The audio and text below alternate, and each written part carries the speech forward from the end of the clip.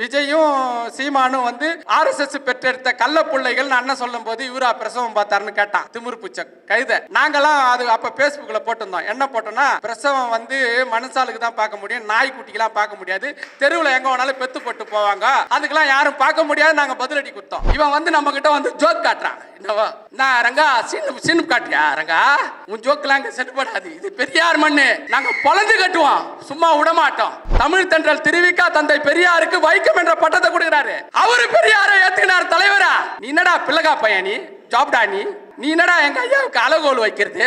இவர் திருப்பி விடுறாரா, திருப்பி முன்ன மாதிரி வண்டிங்களை எவ்வளோ திருப்பி விட்ட வண்டிங்கெல்லாம் நாங்க பாத்துக்கிறோம். ராஜாதியை வச்சு செஞ்ச ஒரு தலைவன் இந்த நாட்டுல உண்டுனா தந்தை பெரியார் தான். பெரியார் வந்து தான் எங்களுக்கு படிப்பு சொல்லி கொடுத்துட்டாரா, கத்துட்டாரான்னு கத்திரிடா பொறுக்கி. பெரியார் தான்டா சொன்னாரு, குலக்கல்வி திட்டத்தை ராஜாதி கொண்டு வரும்போது பெட்ரோலும் தீப்பந்தமும் ரெடியா வச்சுங்க, நம்மளை படிக்க கூடாதுன்னு சொல்றவன் ஊடு புந்து கொளுத்துங்கன்னு சொன்ன தலைவனா என் தலைவன் தந்தை பெரியாரு.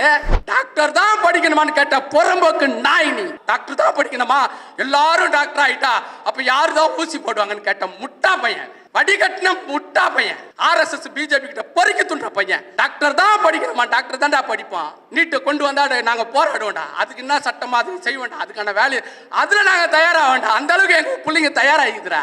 ஒரு பறையனா இருக்க ஆசைப்படுறியா, ஒரு பிற்படுத்தப்பட்ட நாய்க்கனா இருக்க ஆசைப்படுறியான்னு கேட்டா, நான் பறையனா இருக்க தான் ஆசைப்படுவேன்னு சொன்னார் தந்தை பெரியார். ஏன் சொல்றாரு தெரியுமா, நான் ஒரு நாய்க்கர்னா நான் சூத்திரன் ஆவறேன், சூத்திரன் ஆனா பிராமணனுக்கு வைப்பாட்டி மகன் ஆவறேன், பிராமணனுக்கு வைப்பாட்டி மகன் ஆனா தெவிடியா மவனா ஆவறேன். அதனால நான் தெவிடியா மவனா இருக்கிறதை விட ஒரு பறையனாக இருக்க விரும்புகிறேன் என்று சொன்ன தலைவன் தந்தை பெரியார். தந்தை பெரியாரை பார்க்க வந்துட்டாரு குன்றக்குடி அடிகளார். அப்ப சில பேர் எல்லாம் கேக்குறாங்களா, நீங்க என்ன மகா சன்னிதானம்னு குன்றக்குடி அடிகளாரை கேக்குறீங்களே அப்படின்னும் போது ஐயா சொல்றாரா, பெரியவா இருக்கும் போது நம்மால மகா சன்னிதானமா இருக்க கூடாதான்னு சொன்ன தலைவன்டா தந்தை பெரியார். நீ என்னடா தமிழ் தேசியத்துக்கு அத்தாரிட்டி மாரி பேசுற, தமிழ் தேசியத்துக்கு தமிழனுக்கு அத்தாரிட்டிடா என் தலைவன் தந்தை பெரியார். சீமான் அவர்கள் தமிழ்நாட்டில் இருக்கிற எல்லாரையும் ஒப்பிட்டு காமிச்சு இவங்கெல்லாம் பெரியார் இல்லையா, பெரியார் மட்டும்தானா பெரியார் அப்படின்னு சொல்றாரு. ரொம்ப புத்திசாலித்தனமா பேசுறது அவருக்கு நினைப்பு.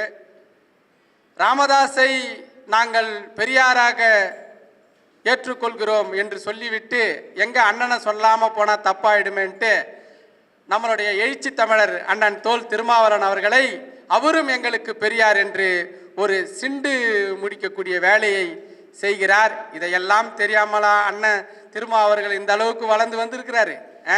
இவர் பயங்கர புத்திசாலி தானேமா, அண்ணனை வந்து தலைவர்னு சொல்லிட்டாரு, சொல்லிட்டா அண்ணன் வந்து நம்மளை வந்து எதுவும் பேச மாட்டாரு, கம்முன்னு விட்டுருவாரு அண்ணன் அப்படின்னு நினச்சினுக்கிறாரு. அப்படி இல்லை அண்ணன், நீ புகழ்ந்தாலும் சரி நீ திட்டினாலும் சரி, சரியா செய்றியா தப்பா செய்றியான்னு சிந்திக்கக்கூடிய ஒரு தலைவன் அண்ணன் திருமாவளவன் அவர்கள்.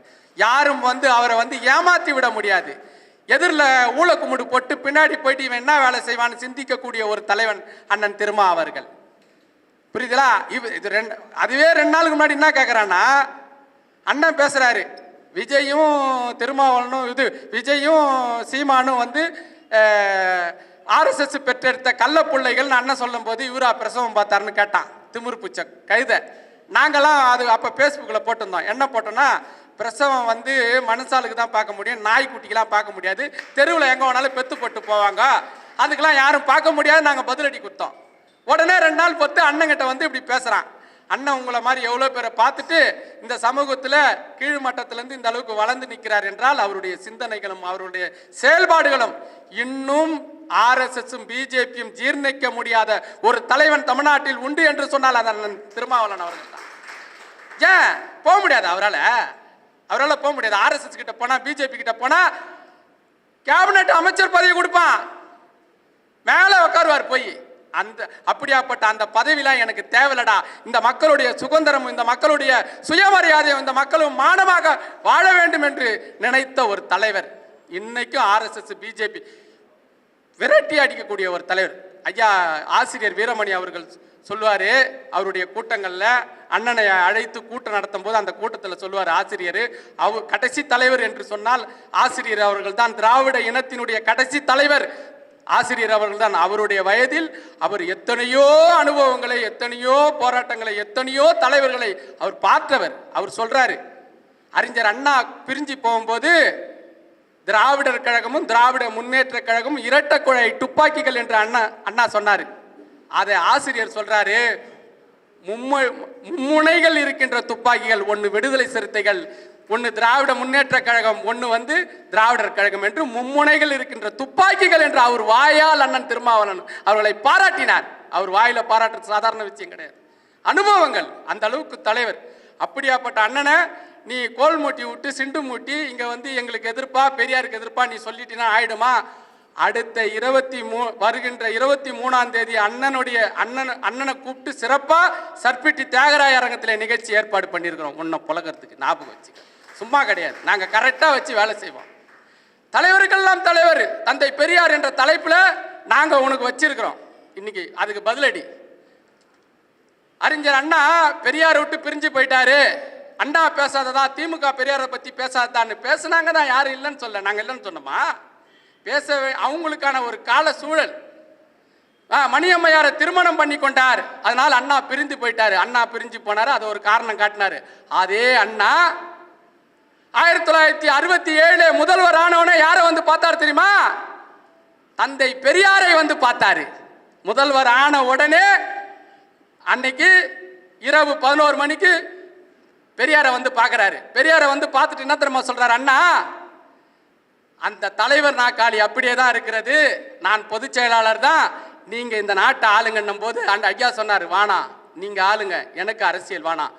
சமுதாய மாற்றம் வராத போது ஒரு நாளும் அரசியல் மாற்றம் வராதுன்னு சொன்ன தலைவர் தந்தை பெரியார் அண்ணா கிட்ட. அப்ப ஐயாவை பார்த்துட்டு அம்மாவை பார்க்கிறாரு. மணியம்மையாரை பார்த்துட்டு அண்ணா சொல்றாரு, இன்னைக்கு எங்க ஐயா இவ்வளவு நாள் உயிரோட இருக்கிறாருன்னா இதுக்கு அம்மா தான் காரணம். ஐயா இவ்வளவு நாளா உயிரோட இருக்கிறதுக்கு அம்மாவுக்கு தான் நாங்க நன்றி சொல்லணும் அப்படின்னு மணியம்மையாரை அம்மான்னு சொன்னார். அண்ணா, அது தெரியுமாடா நாய் உனக்கு?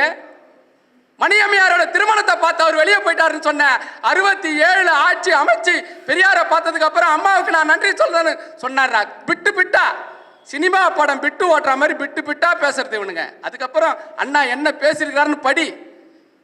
அண்ணா அதுக்கப்புறம் என்ன சொல்றாருன்னா, நான் வாழ்ந்த காலங்கள் இருந்த காலங்கள் என்று சொன்னால் எனக்கு அது ஒரு வசந்த காலங்கள் என்று சொன்னால் தந்தை பெரியாரோடு நான் இருந்த காலங்கள் தான் அது வசந்த காலங்கள் என்று சொன்னார் அண்ணா. நான் பெரியாரோட பழகி வளர்ந்து இருந்து அவர் கூட நட்போடு இருந்த காலங்கள் தான் என்னுடைய வசந்த காலங்கள். அந்த காலங்களுக்கு அப்புறம் எனக்கு கிடையாதுன்னு பதிவு பண்ணியிருக்கிறார் பேரறிஞர் அண்ணா. நீ என்னடா அண்ணா, அண்ணா எங்களுக்கு பெரியார், எல்லாரையும் பிரிச்சு பிரிச்சு கோத்து விடுற வேலையை செஞ்சுன்னுக்கிறேன். பழனி பாபா ஒரு மிக சிறந்த முஸ்லிம் இனத்துக்காக ஒரு பாடுபட்ட ஒரு தலைவர் பழனி பாபா. அவர் சொல்றாரு, எவன் பெரியாரையும் அம்பேத்கரையும் ஏற்றுக்கொள்ளவில்லையே அவன் திருட்டு பையன் பார்த்துக்கோ, நான் சொல்றேன்னு சொல்லிட்டு போய்க்கிறாரு. ஏன் அவர் சொன்னார்னா, அவருக்கு நிறைய புத்தகங்கள் கிடைக்கலாம். டேய் எச்ச பொறுக்கி துண்ட நாய், உனக்கு தெரியுது அவருக்கு தெரியல. அப்ப நீ பழனி பாபாவை குறை சொல்றியா? பழனி பாபா எந்த புத்தகம் படிக்கலன்றியா? அப்ப பழனி பாபாவே குறை சொல்றான். அவருக்கு எந்த புத்தகமும் கிடைக்கல, படிக்கல. அவர் படிக்காமையாடா மேடை பேசினிக்கிறாரு. எல்லாரையும் கழுவி கழுவி கழுவி கழுவி ஊத்துன ஒரு தலைவர் உண்டுனா அது பழனி பாபா தான். அவர் கழுவி ஊத்தாத தலைவர் 2 பேர் யாருன்னா, ஒன்னு புரட்சியாளரும் ஒன்னு பெரியாரும் தான். 2 பேரை மட்டும்தான் அவர் சொல்றாரு. 2 பேரை யார் ஏத்துன்னு இந்த சமூகத்துல போராடுறாங்களோ வேலை செய்யறாங்களோ அவங்கள நம்புங்க. அவங்கள யாரு திட்டானா அவன் எல்லாம் நமக்கு எதிரின்னு சொன்ன தலைவர் பழனி பாபா. அந்த பழனி பாபாவே ஏத்துக்கினார். இவர் பழனி பாபாவை தலைவர்னு சொல்றாரா? எப்படி எல்லாம் சிண்டு முடிக்கிற வேலையை செய்யறான் பாரு. இது பழனி பாபா பதிவு பண்ண செய்தி. டாக்டர் கலைஞர் அவரு ஆட்சியில் இருக்கிறார், முதல்வரா இருக்கும் போது தந்தை பெரியார் அவர்கள் இறந்து போயிடுறாரு. இறந்து போன தந்தை பெரியாருக்கு ராணுவ மரியாதை கொடுத்து அந்த சடலத்தை அடக்கம் செய்கிறாரு. அப்ப சொல்றாங்க, நீங்க எப்படி பெரியாருக்கு ராணுவ மரியாதை கொடுப்பீங்க, அவர் எதுவும் அரசு துறையில இல்லையே அப்படின்னும் போது டாக்டர் கலைஞர் சொல்றாரு, காந்திக்கு எப்படி நீங்க அரசு மரியாதை கொடுத்தீங்க, அந்த மாதிரி அவர் இந்தியாவுக்கு தந்தைனா தமிழ்நாட்டின் தந்தை பெரியார் அவருக்கு நான் ராணுவ மரியாதை கொடுக்கிறேன், அதனால என்னுடைய ஆட்சி போதுனா பரவாயில்ல, என் தலைவனுக்கோசம் சொன்ன தலைவர் டாக்டர் கலைஞர் அவர்கள் அரசு மரியாதை கொடுத்து பெரியாரை அடக்கம் செய்த தலைவர் டாக்டர் கலைஞர். இப்படி எல்லாமே சொல்லிக்கினே வரலாம். குன்றக்குடி அடிகளார் தந்தை பெரியாரை பார்க்க வந்துட்டாரு குன்றக்குடி அடிகளார். ஐயா சொல்றாரு, மகா சன்னிதானம் நீங்க வரலாமா என்ன பார்க்கறதுக்கு, நீங்க சொன்னீங்கன்னா நான் வந்திருப்பேனே அப்படின்னு ஐயா மரியாதை கொடுக்குறாரு. அப்ப சில பேர் எல்லாம் கேட்கறாங்களா, நீங்க என்ன மகா சன்னிதானம்னு குன்றக்குடி அடிகளார கேட்கறீங்களே அப்படின்னும் போது ஐயா சொல்றாரா, பெரியவா இருக்கும் போது நம்மாலு மகா சன்னிதானமா இருக்கக்கூடாதான்னு சொன்ன தலைவன்டா தந்தை பெரியார். நீ என்னடா தமிழ் தேசியத்துக்கு அத்தாரிட்டி மாரி பேசுற? தமிழ் தேசியத்துக்கு தமிழனுக்கு அத்தாரிட்டிடா என் தலைவன் தந்தை பெரியார். தலைவர்களுக்கெல்லாம் தலைவர்டா என் தந்தை பெரியார். மகா சன்னிதானம் சொல்லி அதுக்கு ஒரு விளக்கத்தை கொடுக்கிறாரு. பெரியவா இருக்கும்போது மகா சன்னிதானம் நம்ம ஆள் இருக்கக்கூடாதான் கேள்வி வச்சு அதற்கெல்லாம் ஒரு வழியை வகுத்து வாழ்ந்தவர் தலைவர் தந்தை பெரியார். புரட்சியாளர் அம்பேத்கர் சொல்றாரு, பறையனும் சூத்திரனும் ஒன்று சேராத போது பறையும் பட்டத்தையும் சூத்திரம் பட்டத்தையும் ஒரு நாளும் ஒழிக்க முடியாதுன்னு புரட்சியாளர் அம்பேத்கர் சொல்றாரு. தந்தை பெரியார் ஒரு கூட்டத்தில் பேசுறாரு, என்ன ஒரு பறையனா இருக்க ஆசைப்படுறியா, ஒரு பிற்படுத்தப்பட்ட நாய்க்கனா இருக்க ஆசைப்படுறியான்னு கேட்டா நான் பறையனா இருக்க தான் ஆசைப்படுவேன்னு சொன்னார் தந்தை பெரியார். ஏன் சொல்றாரு தெரியுமா? அதுக்கு விளக்கம் சொல்றாரு. நான் ஒரு நாய்க்கர்னா நான் சூத்திரன் ஆகிறேன், சூத்திரன் ஆனா பிராமணனுக்கு வைப்பாட்டி மகன் ஆகிறேன், பிராமணனுக்கு வைப்பாட்டி மகன் ஆனா தெவிடியா மகனா ஆகிறேன். அதனால நான் தெவிடியா மகனா இருக்கிறத விட ஒரு பறையனாக இருக்க விரும்புகிறேன் என்று சொன்ன தலைவன் தந்தை பெரியார். புரட்சியாளர் அம்பேத்கர் சொன்னதை இந்த நாட்டிலே வழிவகுத்தார். பறையனும் சூத்திரனும் ஒன்று சேராத போது இரண்டு பட்டங்களும் ஒழிக்க முடியாது, இரண்டு பேரும் சேர்ந்துதான் இந்த பார்ப்பனர்களை அழிக்க வேண்டும், இந்த பார்ப்பனத்தை தும்சம் பண்ண வேண்டும் என்று சொன்னார் தந்தை பெரியாரும் அண்ணல் அம்பேத்கரும். பெரியாரை தலைவராக ஏற்றுக்கொண்டவர் அண்ணல் அம்பேத்கர், அம்பேத்கரை தலைவராக ஏற்றுக்கொண்டவர் பெரியார். பெரியாரையும் அம்பேத்கரையும் பிரிக்க முடியாது. ஒரு நாணயத்தின் இரு பக்கங்கள். இரண்டு பேரையும் தெரிந்து கொள்ளவில்லை என்றால் அவனுக்கு வரலாறு தெரியாது என்று சொல்ல வேண்டும். இதுதான். இப்படி தலைவர்களுக்கெல்லாம் தலைவராக தந்தை பெரியார் இருக்கிறார். இந்த பெரியாரை இவன் RSS கிட்டே பொறுக்கி தின்பதற்கு, இவன் பொழப்பு நடத்துவதற்கு, இவன் வயிறு வளர்ப்பதற்கு, இவன் சுகபோகமாக வாழ்வதற்கு தந்தை பெரியாரை தொடர்ந்து குறை சொல்லி பேசிக் கொண்டு வருகிறான்.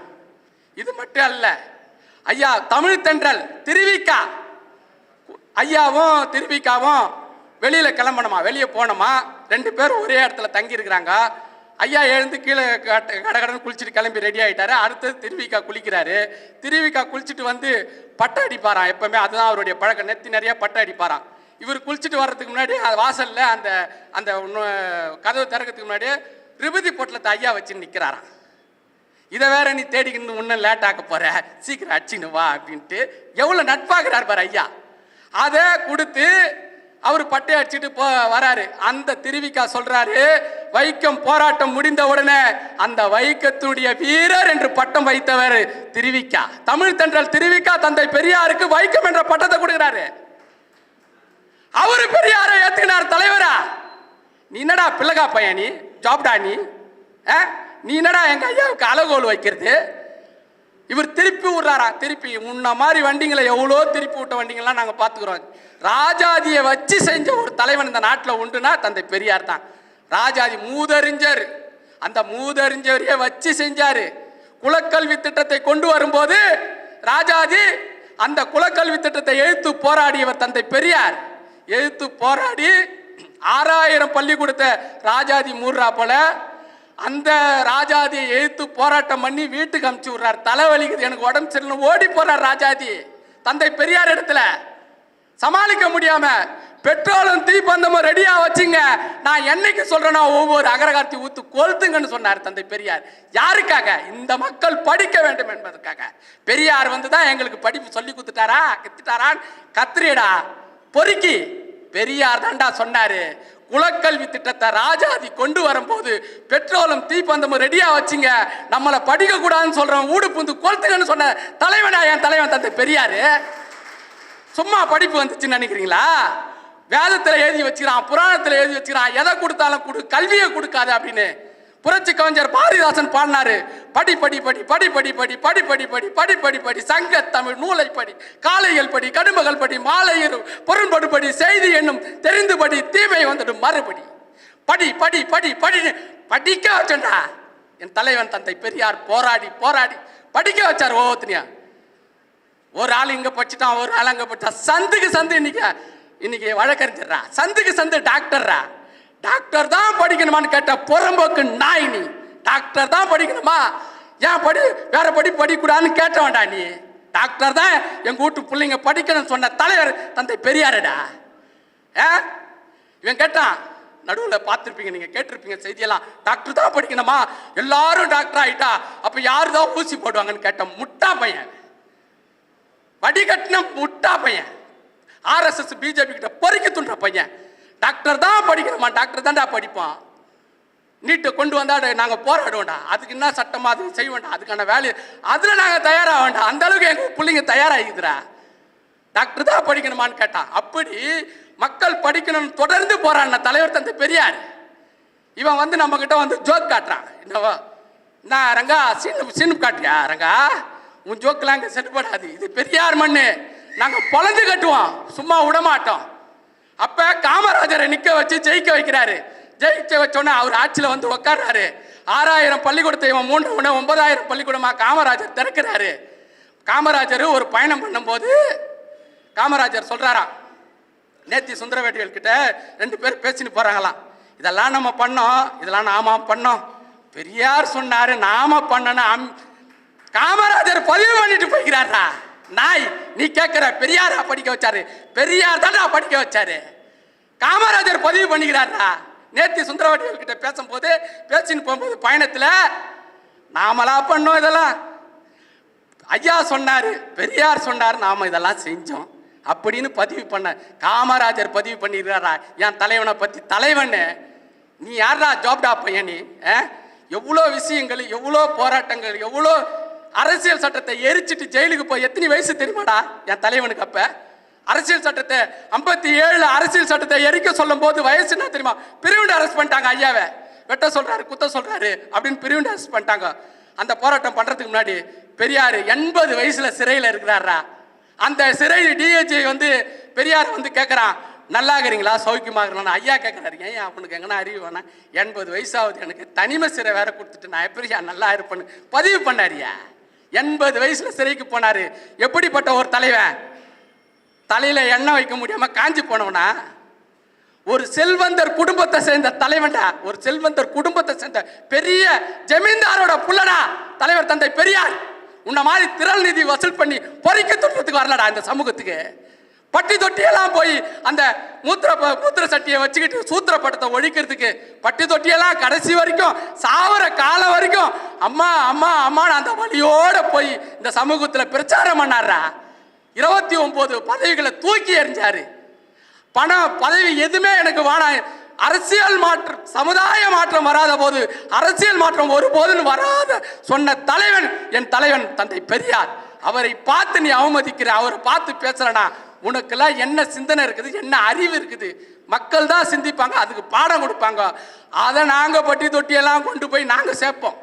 ஒவ்வொரு வீட்லையும், ஒவ்வொரு தமிழர் வீட்லையும் தந்தை பெரியாரை கொண்டு போய் சேர்க்கறதுக்கு எங்களுடைய வேலை இப்ப. ஆனா ஆல்ரெடி சேர்ந்து இருக்கிறாரு. எல்லாருக்கிட்டையும் எல்லாருடைய சிந்தனையிலும் 1000 தான் இருந்தாலும் கடவுளை இவன் கும்பிட்டா கூட பெரியாரையும் சேர்த்து பெரியார் சிலைக்கு மாலை போடுவான். அதுதான் தமிழ்நாட்டுடைய பண்பு. அதுதான் பெரியார் இங்க வந்து பண்படுத்திட்டு போயிருக்கிறார். தொடர்ந்து தந்தை பெரியாரை நாங்கள் போற்றுவோம், தொடர்ந்து பெரியாரை வாழ்த்துவோம் வாழ்த்துவோம் என்று பேசுவதற்கு நன்றி கூறி விடைபெறுகிறேன்.